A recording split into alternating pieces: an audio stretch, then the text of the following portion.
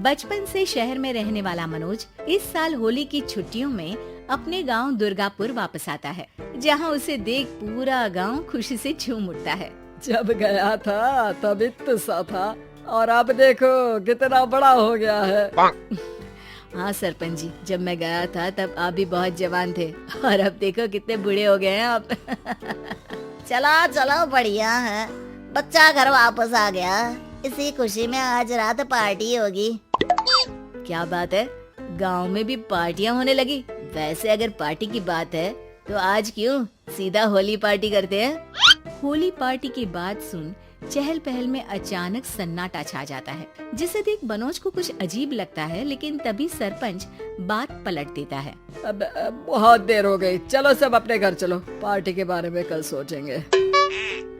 मनोज भी mummy papa के साथ घर आ जाता है, पर होली पार्टी और उस पर पूरे गांव की खामोशी वाली बात अभी तक उसके जहन से निकलती नहीं। पापा, होली पार्टी की बात पर सब चुप क्यों हो गए थे?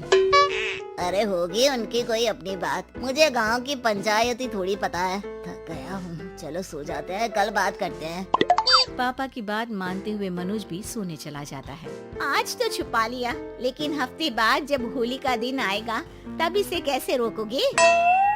अगली सुबह सूरज के साथ ही मनोज भी गांव घूमने निकल जाता है, जिस पर रास्ते में उसे अपनी ही उम्र के कुछ लड़के भी मिलते हैं, जिनसे दोस्ती कर अब वो उनके साथ घूमने लगता है। इसी तरह कुछ दिन बीत जाते हैं और होली नजदीक आने लगती है। दोस्तों, होली में 4 दिन ही बचे हैं, पर गांव में उसकी कोई तैयारियां क्यों नहीं दिख रही? क्योंकि यहाँ होली नहीं मनाई जाती।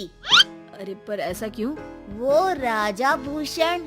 अरे तुम 4 दिन के लिए आए हो, क्या इतना सोच रहे हो? चलो कुछ खाने चलते हैं। इसी के साथ एक बार फिर होली की बात को टलते हुए देख मनोज को शक होने लगता है। वो घर पहुंचते ही इंटरनेट पर अपने गांव और राजा भूषण के बारे में जानकारी निकालने लगता है। क्या? मुझे आज तक ये नहीं पता था। ऐसा कैसे? किसी ने मुझे कुछ बताया क्यों नहीं? सारी जानकारी लेने के बाद मनोज गांव वालों या अपने मम्मी पापा से कुछ पूछे बिना खुद ही उसकी सच्चाई के बारे में छानबीन करने लगता है, जिसके चलते वो राजा भूषण की हवेली में पहुंचता है। वाह, क्या हवेली है यार। पर क्या यहाँ सच में कोई भूत है? हेलो भूत जी, कोई है क्या?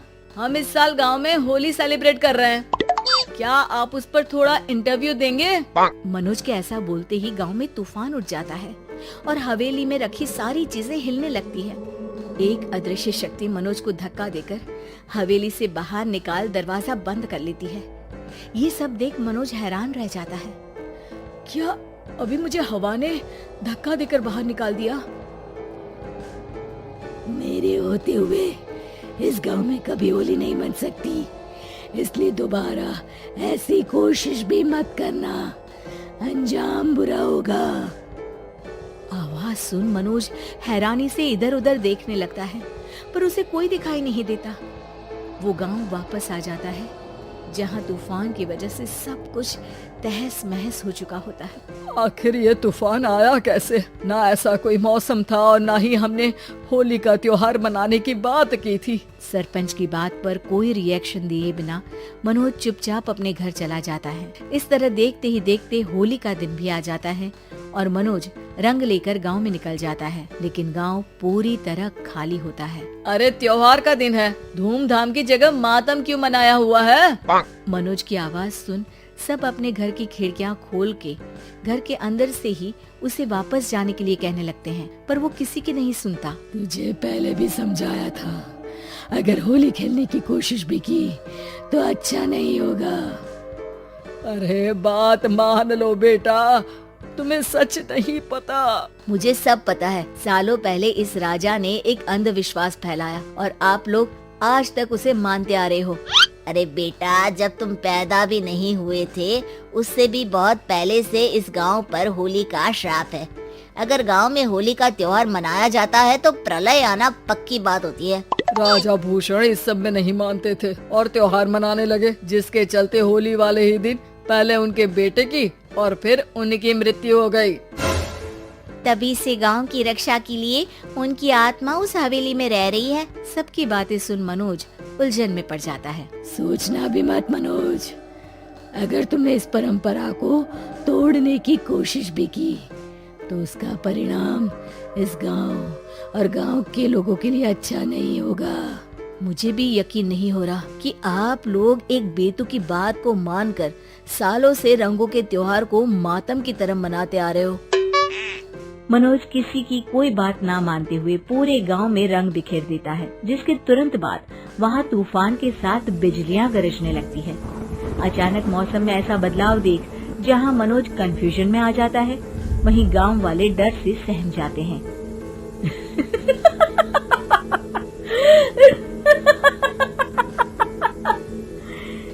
इस लड़के ने हमारे जैसे सिर्फ अपने स्वार्थ के लिए नहीं बल्कि पूरे गांव की खुशियों के लिए यहाँ होली मनाई है, जिस वजह से अब इस गांव पर होली का श्राप टूटता है। ऐसा बोलकर राजा का भूत वहाँ से गायब हो जाता है, जिसके बाद गांव के लोग धूमधाम से होली मनाते हैं। खुशियों के रंग गांव में बिखरे ही होते हैं कि अगली सुबह अचानक मनोज कहीं गायब हो जाता है और एक बार फिर गांव में होली का नया राज शुरू हो जाता है।